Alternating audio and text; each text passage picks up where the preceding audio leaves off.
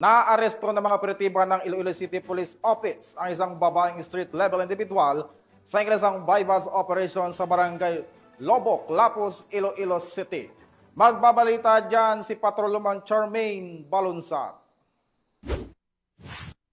Arestado ang isang street-level individual sa isang matagumpay na bypass operation ng mga operatiba ng Iloilo City Police Station 8 nito lamang 12 ng Agosto taong kasalukuyan sa barangay Lubok, Lapos, Iloilo City. Ayon kay Police Captain Lester Oliveros, officer in charge ng Iloilo City Police Station 8, ang arestado ay isang 37 taong gulang na babae na recover mula sa kanyang pag-iingat ang 5 sachet ng hinihinalang shabu, bypass money at iba pang mga non-drug items. Sa nabanggit na operasyon, umabot sa humigit kumulang 5 gramo ang narecover na suspected shabu na may standard drug price na nagkakahalaga ng tinatayang 34,000 pesos. Kasong paglabag sa Republic Act 9165 o Comprehensive Dangerous Drugs Act of 2002 ang haharapin ng arestado na kasalukuyang nasa kustudiya na ng pulisya para sa tamang disposisyon at dokumentasyon.